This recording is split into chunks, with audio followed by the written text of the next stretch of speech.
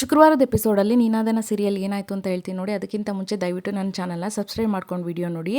ಸಂಚಿಕೆ ಪ್ರಾರಂಭ ಆಗ್ತಿದ್ದಂಗೆ ವೇದ ಮತ್ತು ಶಕುಂತಲಾ ಇಬ್ಬರು ದೇವಸ್ಥಾನದಲ್ಲಿ ಕೂತಿರ್ತಾರಲ್ಲ, ಅಲ್ಲಿ ವೇದ ಏನು ಯೋಚನೆ ಮಾಡ್ತಾ ಇದೆಯಾ, ವೇದ ಏನೋ ಯೋಚನೆ ಮಾಡ್ತಿರ್ತಾಳೆ. ವೇದ ಏನು ಯೋಚನೆ ಮಾಡ್ತಿದ್ಯಾ ಅಂತಾಳೆ ಶಕುಂತಲಾ. ಅದಕ್ಕೆ ಅದೇ ಅಮ್ಮ ಜೋಗ್ತಮ್ಮ ಹೇಳಿದ್ರಲ್ಲ, ಅದ್ರ ಬಗ್ಗೆ ಯೋಚನೆ ಮಾಡ್ತಿದ್ದೀನಿ, ಅದ್ರ ಬಗ್ಗೆ ನನಗೂ ಕೂಡ ಯೋಚನೆ ಆಗ್ತಿದೆ ಕಣಮ್ಮ. ಎಷ್ಟೇ ತಲೆ ಕೆಡಿಸ್ಕೋಬಾರ್ದು ಅಂತಂದ್ರೂ ತುಂಬ ನೆನಪಾಗ್ತಿದೆ ಅಂದರೆ ಅಂತಾಳೆ ವೇದ. ನಾನಿವಾಗ ಏನೂ ಹೇಳೋ ಪರಿಸ್ಥಿತಿಲಿಲ್ಲ, ಯಾವುದೋ ಬೇಡ ಅಂತ ತುಂಬ ದೂರ ಬಂದುಬಿಟ್ಟಿದ್ದೀನಿ ವೇದ. ನನ್ನ ಜೀವನದಲ್ಲೂ ರಕ್ತ ಮೆತ್ತಿದ ಪುಟಗಳಿದ್ವು, ಆ ಪುಟಗಳನ್ನ ದಾಟ್ಕೊಂಡು ಬಂದು ಇವಾಗ ನೆಮ್ಮದಿಯಾಗಿದ್ದೀನಿ. ಮತ್ತೆ ಆ ಪುಟಗಳ ಕಡೆ ನಾನು ತಿರ್ಗೂ ನೋಡಲ್ಲ ಅಂತಾಳೆ. ಅದಕ್ಕೆ ವೇದ, ಅಮ್ಮ ಸ್ವಲ್ಪ ಸ್ಪಷ್ಟವಾಗಿ ಅರ್ಥವಾಗೋ ಥರ ಹೇಳ್ತೀರಾ? ಬೇಡಮ್ಮ, ನನ್ನ ಬದುಕು ಯಾರಿಗೂ ಅರ್ಥ ಆಗೋದು ಬೇಡ ಅಂತಾಳೆ. ಅಮ್ಮ, ನಿಮ್ಮನ್ನು ನೋಡ್ತಾ ಇದ್ರೆ ನಿಮ್ಮ ಜೀವನದಲ್ಲಿ ತುಂಬ ನೊಂದಿರೋ ಥರ ಕಾಣಿಸ್ತೀರಾ ಹಿಂದೆ. ನೀವು ಹೀಗೆ ಮುಚ್ಚಿಡ್ತಾ ಇದ್ರೆ ನನಗೆ ಕುತೂಹಲ ಇನ್ನೂ ಜಾಸ್ತಿ ಆಗ್ತಿದೆ ಅಮ್ಮ ಅಂತ. ಕುತೂಹಲದಿಂದ ಕರಾಳ ರಕ್ತ ಚರಿತ್ರೆ ಇದೆ ಅಮ್ಮ, ಅದನ್ನೆಲ್ಲ ತಿಳ್ಕೊಳ್ಳೋ ಪ್ರಯತ್ನ ಮಾಡಬೇಡ ವೇದ. ಆಮೇಲೆ ನೀನಿರೋ ಜಾಗದ ಬಗ್ಗೆ ನಿನಗೆ ಇನ್ನೂ ಭೀತಿ ಹುಟ್ಟುಬಿಡುತ್ತೆ ಅಂತಾಳೆ ಶಕುಂತಲಾ ವೇದಂಗೆ. ಈ ಕಡೆ ಬಾಲಮುನ್ನ ಮತ್ತು ವಿಕ್ರಮು ಜ್ಯೂಸ್ ಕುಡಿತಾ ಕೂತಿರ್ತಾರೆ. ನೋಡಿದ್ರೇನ್ರೋ ಆಗೋರು ಏನೋ ಹೇಳಿ 1 ಗಂಟೆ ಆಗೋಯ್ತು, ಇನ್ನೂ ನನ್ನ ವೈಟ್ ಬಟ್ಟೆ ಹಾಗೆ ಇದೆ. ಇದರಲ್ಲೇ ಗೊತ್ತಾಗುತ್ತೆ ಈ ವಿಕ್ರಮ್ ಮನ್ಸು ಮಾಡಿದ್ರೆ ಏನು ಬೇಕಾದರೂ ಮಾಡ್ತಾನೆ ಅಂತ. ಅದಕ್ಕೆ ಬಾಲ, ಎಲ್ಲ ಕ್ರೆಡಿಟು ಅದಕ್ಕೆ ಹೋಗ್ಬೇಕಣ್ಣ ಅಂತ. ನೀವೇನಾದರೂ ಬಕೆಟ್ ಹಿಡಿಯೋ ಕಾಂಟ್ರಾಕ್ಟ್ ತೊಗೊಂಡಿದ್ದೀರಾ? ಬಕೆಟ್ ನನ್ನ ಮಕ್ಕಳ, ಎಷ್ಟೇ ಆದರೂ ಅದಕ್ಕೆ ಅಲ್ವಣ್ಣ ಅಂತಾನೆ ಬಾಲ. ಅಲ್ಲಿಗೆ ಒಬ್ಬ ಬರ್ತಾನೆ, ವಿಕ್ಯಣ್ಣ ಇದೇನಣ್ಣ ಇದು, ನೀನೇನಣ್ಣ ಇದು, ಒಳ್ಳೆ ವೈಟ್ ಶರ್ಟ್ ಹಾಕ್ಕೊಂಡು ಹೀರೋ ಥರ ಕಾಣಿಸ್ತಿದೆ ಅಣ್ಣ. ನಿಜವಾಗ್ಲೂ ಇರೋ ಥರ ಕಾಣಿಸ್ತಿದ್ದೀನೇನೋ ಅಣ್ಣ, ನಾನು ಸುಳ್ಳು ಹೇಳ್ತಿಲ್ಲ ಅಣ್ಣ, ಸಖತ್ತಾಗಿ ಕಾಣಿಸ್ತಿದ್ದೀರಣ್ಣ. ನಿನ್ನ ಮುಂದೆ ಆ ವಿಕ್ಕಿ ಕೌಶಲ್ ಕೂಡ ಝೀರಾ ಅಣ್ಣೋ ಅಂತೇಳಿ ಅಂತಾನೆ. ಇದ್ಯಾಕೋ ಸ್ವಲ್ಪ ಜಾಸ್ತಿ ಆಗ್ತು ಅಂತ ಅನ್ನಿಸ್ತಿಲ್ವಾ ಅಂತಾನೆ ವಿಕ್ರಮ್. ಹಂಗೇನಿಲ್ಲಣ್ಣೋ, ನಾನು ಕರೆಕ್ಟಾಗಿ ಹೇಳಿದೆ, ಸಖತ್ತಾಗಿ ಕಾಣಿಸ್ತಿದೆ ವೈಟ್ ಆ್ಯಂಡ್ ವೈಟಲ್ಲಿ. ಈ ಕಾಸ್ಟ್ಯೂಮ್ ಡಿಸೈನರ್ ಯಾರಣ್ಣೋ? ಅದಕ್ಕೇನಾ ಅವಳು ಯಾಕೆ ಮಧ್ಯದಲ್ಲಿ ಇದನ್ನೆಲ್ಲ ಶಾಪಿಂಗ್ ಮಾಡ್ಕೊಂಬಂದು ಬಂದಿರೋದು ನಾನೇ ಅಂತೇಳಂತಾನೆ ವಿಕ್ರಮು. ಅದಕ್ಕೆ ಮುನ್ನ ಒಬ್ಬೊಬ್ಬೊಬ್ಬೊಬ್ಬೊಬ್ಬ ಅಂತಾನೆ. ನೀನು ನೋಡ್ತಾ ಇದ್ರೆ ತಪ್ಕೋಬೇಕು, ಕಾಂಪ್ಲಿಮೆಂಟ್ ಕೊಡಬೇಕು ಅನಿಸುತ್ತೆ, ತಪ್ಕೊಂತೀನಣ್ಣ ಅಂತೇಳಿ ಹೋಗ್ತಾನೆ ಅವನು. ಬಟ್ಟೆ ಕೊಳಿಗುತ್ತೆ, ಡಿಸ್ಟೆನ್ಸ್ ಯಾಕಣೋ ಅದಕ್ಕೆ ಬೈತಾಳ, ನೀನು ಹಿಂಗೆ ಮಾತಾಡ್ತಾ ಇದ್ರೆ ಇಲ್ಲೇ ಊತಾಕ್ಬಿಡ್ತೀನಿ ಹೋಗೋ ಅಂತೇಳಂತಾನೆ ವಿಕ್ರಮು. ಅವನು ಹೋಗ್ತಾನೆ. ಅಣ್ಣ ನಿಜ ಹೇಳು, ನಿನ್ಗೆ ಇಷ್ಟು ವರ್ಷದಲ್ಲಿ ಯಾರಾದರೂ ಈ ಥರ ಕಾಂಪ್ಲಿಮೆಂಟ್ ಕೊಟ್ಟಿದ್ರಾ ಅಂತೇಳಂತಾನೆ ಮುನ್ನ. ಬಾಲ ಚೇರ್ ಹಾಕೊಂಡು ವಿಕ್ರಮ್ ಪಕ್ಕ ಕುತ್ಕೊಂಡು, ಅಣ್ಣ ನೋಡ್ದ ಅದಕ್ಕೆ ಬಂದಮೇಲೆ ಎಂತೆಂಥ ಮ್ಯಾಜಿಕ್ ನಡೀತಾ ಇದೆ ಅಂತಾನೆ. ವಿಕ್ರಮ್ ಅವಾಗ ಎದ್ದು ನಿಂತ್ಕೊಂಡು ಎಲ್ಲ ಹಂಗೆ ನೆನ್ಪು ಮಾಡ್ಕೊಂತ ಅಂತ ಇರ್ತಾನೆ ಖುಷಿಯಾಗಿ. ಅಂದರೆ ವೇದ ದೃಷ್ಟಿ ತೆಗಿರಿ ಇಮಿಡಿಯೇಟಾಗಿ ನಿಮ್ಮ ಅಣ್ಣಂಗೆ ಅಂತಂದಿದ್ದು, ವೈಟ್ ಶರ್ಟಲ್ಲಿ ಸಖತ್ತ ಕಾಣಿಸ್ತಿದ್ಯಾ ಬೇತಾಳ ಅಂತಂದಿದ್ದು, ಅದೆಲ್ಲ ನೆನ್ಪು ಮಾಡ್ಕೊಂಡು ಹಂಗೆ ಖುಷಿಯಾಗಿರ್ತಾನೆ. ಬಾಲ ಎದ್ದು, ಅಣ್ಣ ಏನು ಅದಕ್ಕೆ ಜೊತೆ ಕನಸಲ್ಲೇ ರೊಮ್ಯಾನ್ಸು ಡುಯೇಟಾ? ಅದಕ್ಕೆ ಮುನ್ನ, ಅಣ್ಣ ನೋಡಿದ್ರೆ ಗೊತ್ತಾಗಲ್ವೇನೋ ಬಾಲ ಅಂತಾನೆ. ಇದೇ ಖುಷಿ, ಒಂದೆರಡು ಸ್ಟೆಪ್ ಹಾಕ್ರೋ ಅಂತೇಳಿ ಅಂತಂದು ಡ್ಯಾನ್ಸ್ ಮಾಡ್ತಾ ಇರ್ತಾರೆ ಅವರಿಬ್ರು. ಇವನು ಡ್ಯಾನ್ಸ್ ಮಾಡೋಕ್ಕೆ ಅಂತ ಹೋಗ್ತಾನೆ.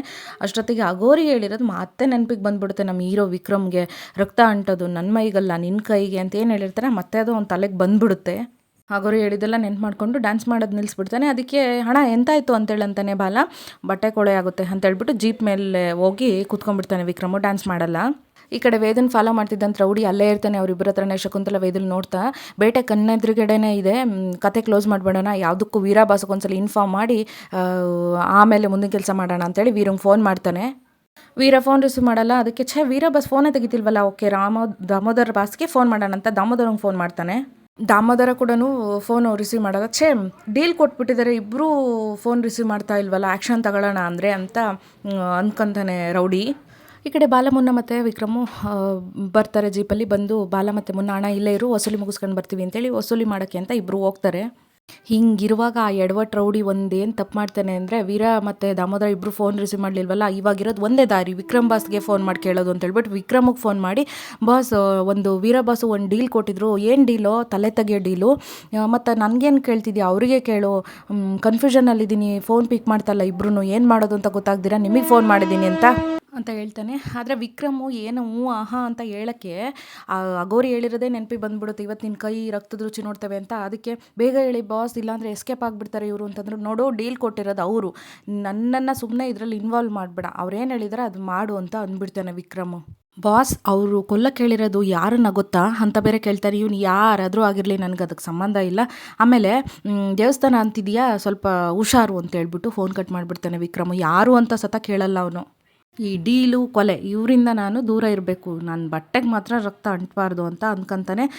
ಈ ಕಡೆ ರೌಡಿ ವಿಕ್ರಮ್ ಬಾಸೇ ಪರ್ಮಿಷನ್ ಕೊಟ್ಟಾಯಿತು, ಇನ್ನು ಅವ್ರ ಕತೆ ಮುಗಿಸ್ಬಿಡೋದೆ ಅಂತಾನೆ. ಗನ್ ತಗೊಂಡು ಶೂಟ್ ಮಾಡೋಕ್ಕೆ ಅಂತ ಅವ್ರ ಕಡೆಗೆ ಹಿಡಿತಾನೆ ರೌಡಿ. ಅಲ್ಲಿ ನೋಡಿದ್ರೆ ವೇದ ಮತ್ತು ಶಕುಂತಲಾ ಇಬ್ಬರೂ ಇರಲ್ಲ. ಎಲ್ಲೋದ್ರು ಇವರು, ಫೋನಲ್ಲಿ ಮಾತಾಡೋ ಅಷ್ಟೊತ್ತಿಗೆ ಎಸ್ಕೇಪ್ ಆಗಿಬಿಟ್ರಲ್ಲ ಅಂತ ಮತ್ತೆ ಹುಡ್ಕೊಂಡು ಹೋಗ್ತಾನೆ. ಈ ಕಡೆ ಕಲೆಕ್ಷನ್ ಮುಗಿಸ್ಕೊಂಡು ಬಾಲ ಮತ್ತು ಮುನ್ನ ಬರ್ತಾರೆ. ಏನಾಯ್ತಣ್ಣ ಯಾರ ಜೊತೆ ಟೆನ್ಷನಾಗಿ ಮಾತಾಡ್ತಿದ್ದೆ, ಧೀರ ಕಾಲ್ ಮಾಡಿದ ಕಣೋ. ಧೀರ ಏನಂದ ಅಂತೇಳಂತಾನೆ ಬಾಲ.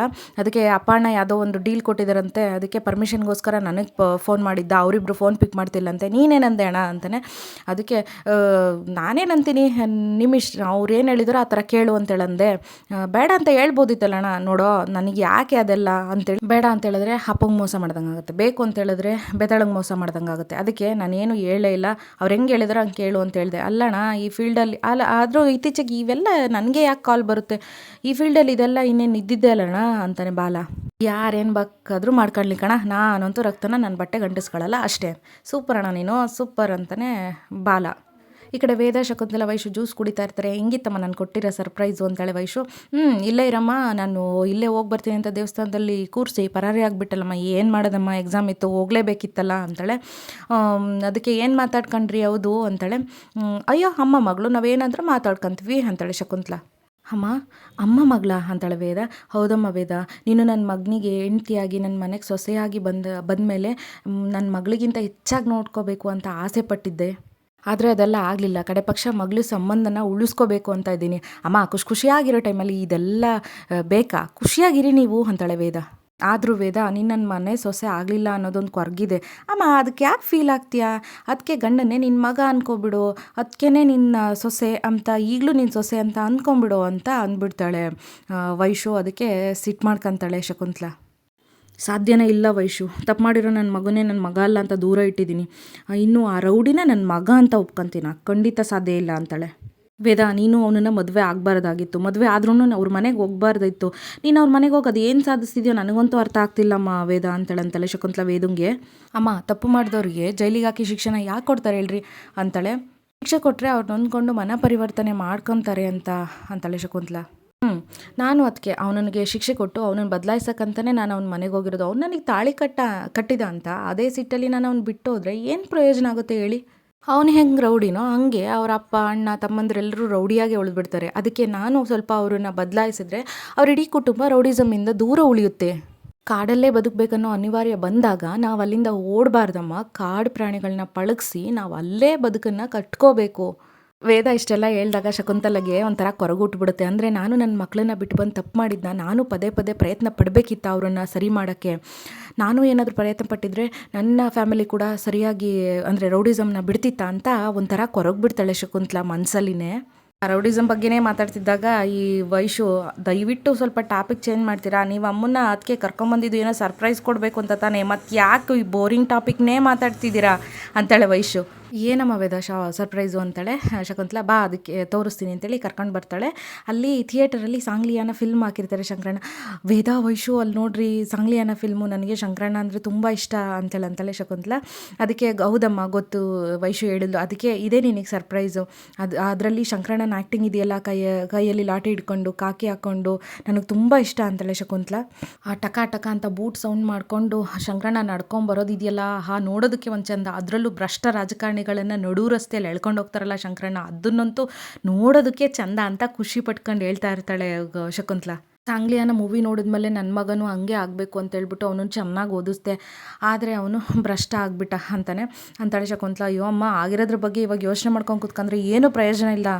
ವಿಶ್ವನ ಒಳ್ಳೆ ದಾರಿಲಿ ಕರ್ಕೊಂಡು ಬರೋಕ್ಕೆ ನೀವು ತುಂಬ ಪ್ರಯತ್ನ ಪಟ್ಟಿದ್ದೀರಾ, ಆದರೆ ಅವನು ಕೆಟ್ಟ ದಾರಿಲೇ ಹೋದರೆ ನೀವು ಏನು ಮಾಡೋಕ್ಕಾಗುತ್ತೆ. ಅದಕ್ಕೆ ನಾನು ಇದನ್ನು ಅಮ್ಮಗೆ 100 ಸಲ ಹೇಳಿ ಆಯಿತು, ಆದರೆ ಅವಳು ಒಂದು ಸಲಿನೂ ಅರ್ಥ ಮಾಡ್ಕೊತಿಲ್ಲ. ನೀವಾದರೂ ಹೇಳಿ ಅರ್ಥ ಆಗುತ್ತೇನೋ ಅಂತೇಳಿ ಅಂತಾಳೆ ವೈಶು. ಇವಾಗ ಅದೆಲ್ಲ ಏನು ಬೇಡ, ಮನಸ್ಸಲ್ಲಿರೋ ಚಿಂತೆನ ಸುಟ್ಟಾಕಬೇಕು ಅಂತಾನೆ ನಾನು ನಿಮ್ಮನ್ನು ಇಲ್ಲಿ ಕರ್ಕೊಂಡು ಬಂದಿರೋದು. ಬನ್ನಿ ಸಾಂಗ್ಲಿಯಾನ ಫಿಲ್ಮ್ ನೋಡೋಕೆ ಹೋಗೋಣ. ಅಯ್ಯೋ ವೇದ, ಇವಾಗಲಾ ಅಂತಾಳೆ ಶಕುಂತಲ. ಹೌದು, ಅದನ್ನೇ ನಾನು ನಿಮಗೆ ಸರ್ಪ್ರೈಸ್ ಅಂತ ಹೇಳಿದ್ದು, ಹೋಗೋಣ ಅಲ್ವಾ, ಖುಷಿ ಆಗ್ತಾಳೆ ಶಕುಂತಲನು. 3 ಜನನು ಥಿಯೇಟ್ರ್ ಒಳಗೆ ಹೋಗ್ತಾರೆ. ಅಲ್ಲಿಗೆ ಮತ್ತೆ ರೌಡಿ ಅವ್ರು ಅಲ್ಲಿವರೆಗೂ ಕೂಡ ಹಿಂಬಾಲಿಸ್ತಾನೆ ಇರ್ತಾನೆ. ಅವ್ರು 3 ಜನನು, ಬಾಲ ಮತ್ತು ವಿಕ್ರಮ್ ಇಬ್ಬರು ಜೀಪಲ್ಲಿ ಬರ್ತಾ ಇರ್ತಾರೆ. ಸಿಗ್ನಲ್ ಬೀಳುತ್ತೆ ಅಂತ ಅಲ್ಲಿ ಗಾಡಿ ನಿಲ್ಲಿಸ್ತಾನೆ. ರೆಡ್ ಸಿಗ್ನಲ್ ಅಣ್ಣ, ಈ ರೆಡ್ ಸಿಗ್ನಲ್ ಇರೋ ಥರ ನಿನ್ನ ಜೀವನದಲ್ಲಿರೋ ರೆಡ್ ಸಿಗ್ನಲ್ಲ ಗ್ರೀನ್ ಸಿಗ್ನಲ್ ಮಾಡೋದು ಯಾವಾಗ, ಅದಕ್ಕೆ ಅವಳನ್ನ ಅರ್ಥ ಮಾಡ್ಕೊಳ್ಳೋದೇ ಕಷ್ಟ ಕಣೋ. ಒಂದ್ಸಲಿ ಮುದ್ದು ಮಾಡ್ತಾಳೆ, ಒಂದ್ಸಲಿ ಕ್ಯಾಕ್ರಸ್ ಉಗಿತಾಳೆ ಅಂತಾನೆ ವಿಕ್ರಮ್. ಅವೆಲ್ಲ ಬರೀ ಡವ್ ಅಣ್ಣ, ಅದಕ್ಕೆಗೂ ನಿನ್ನ ಮೇಲೆ ಭಾರಿ ಲವ್ ಇದೆ, ನೋಡ್ತಾ ಇರೋ ಒಂದಲ್ಲ ಒಂದಿನ ಅದು ಹೊರಗಡೆ ಬರುತ್ತೆ. ಲೋ ಬಲ, ಯಾಕೋ ಬೇತಾಳನ್ನ ನೋಡಬೇಕು ಅನ್ನಿಸ್ತಿದೆ ಕಣೋ ಅಂತಾನೆ ವಿಕ್ರಮ್. ನೋಡ್ಬೋದು, ಆದರೆ ಏನು ಸಮಾಚಾರ. ಲೋ ಬಾಲ, ಇಷ್ಟು ಒಳ್ಳೆ ಬಟ್ಟೆ ಹಾಕ್ಕೊಂಡು ಮಿಂಚ್ತಾ ಇದ್ದೀನಿ, ಆದರೆ ನನ್ನ ಡಾರ್ಲಿಂಗ್ನೇ ನೋಡಲಿಲ್ವಲ್ಲೋ ಅಂತ ಆಗಲೇ ವೀಡಿಯೋ ಕಾಲಲ್ಲಿ ನೋಡಿದ್ರಲ್ಲ ಅಂತಾನೆ ಬಾಲ. ಲೈವಲ್ಲಿ ನೋಡೋದಕ್ಕೂ ವೀಡಿಯೋ ಕಾಲಲ್ಲಿ ನೋಡೋದಕ್ಕೂ ವ್ಯತ್ಯಾಸ ಇರುತ್ತಲ್ಲೋ. ಅಲ್ಲ ಬಲ ಈ ಟೈಮಲ್ಲಿ ಬೇತಾಳ ಬಂದರೆ ಸಖತ್ತಾಗಿರುತ್ತಲ್ವೇನೋ. ಸಖತ್ತಾಗಿರುತ್ತೆ ಆದರೆ ಬರಬೇಕಲ್ಲ ಅಂತಾನೆ ಬಾಲ. ಅಷ್ಟೊತ್ತಿಗೆ ಪಕ್ಕದಲ್ಲಿ ಆಟೋದಲ್ಲಿ ವೇದ ಬಂದೇ ಬಿಡ್ತಾಳೆ. ವಿಕ್ರಮ್ನ ನೋಡಿ ಏ ಲಂಬು ಅಂತಾಳೆ.